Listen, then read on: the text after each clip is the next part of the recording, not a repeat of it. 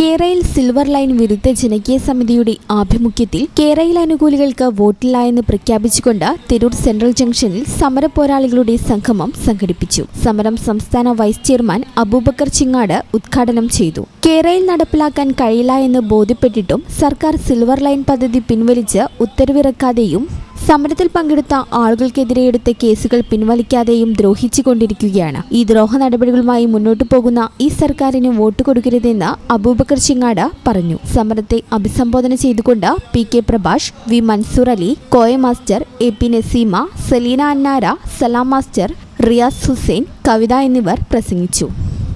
നമുക്കറിയാം, ഇന്നാട്ടിലെ ഒരുപാട് ജനങ്ങളെ കുടിയൊഴിപ്പിക്കുന്ന, ഒരുപാട് കൃഷിഭൂമികൾ ഇല്ലാതാക്കുന്ന ഒരു പദ്ധതിയുമായി പൊതുജനങ്ങൾക്ക് യാതൊരു താല്പര്യവുമില്ലാത്ത, വെറും പണക്കാർക്ക് വേണ്ടി മാത്രം നിർമ്മിക്കാൻ സർക്കാർ ഉദ്ദേശിച്ച ഒരു പദ്ധതി, കേരയിൽ പദ്ധതി എന്ന് പറയുന്ന ആ പദ്ധതിയെ അതിൻ്റെ ഇരകളായിട്ടുള്ള ആളുകളും അതിനോട് അനുഭാവം പ്രകടിപ്പിച്ചുകൊണ്ട് മറ്റു ജനങ്ങളും ഞങ്ങളോടൊപ്പം ഒരുമിച്ച് നിന്നപ്പോൾ സർക്കാരിൻ്റെ ആ ഒരു വലിയ, അവർ പറഞ്ഞ സ്വപ്ന പദ്ധതി എന്ന് സർക്കാർ വിശേഷിപ്പിച്ച ആ പദ്ധതിയെ ഈ നാട്ടിൽ നിന്നും കെട്ടുകെട്ടിച്ചു.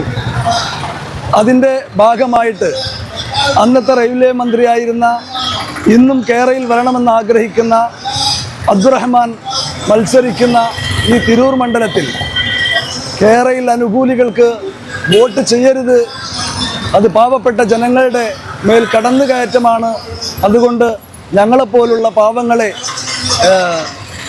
കൂരയും കൃഷിഭൂമിയുമൊക്കെ ഇല്ലാതാക്കാൻ വേണ്ടി ശ്രമിച്ച ഇത്തരം ഈ മന്ത്രിയെ ഈ മണ്ഡലത്തിൽ നിന്ന് തോൽപ്പിക്കുക എന്നുള്ള ഉദ്ദേശത്തിൽ അദ്ദേഹത്തിന് വോട്ട് ചെയ്യരുത് എന്നൊരു പ്രമേയവുമായിട്ടാണ് കേരയിൽ വിരുദ്ധ സമര പോരാളികൾ ഇന്ന് ഇവിടെ ഒത്തുകൂടിയിട്ടുള്ളത്. അതിൻ്റെ ഭാഗമായിട്ടുള്ളതാണ് ഈ സമരം. ഈ ചാനൽ ന്യൂസ് തിരൂർ. നടക്കാവിൽ ഹോസ്പിറ്റൽ ബിൽഡിംഗ്, വളാഞ്ചേരി, മലപ്പുറം.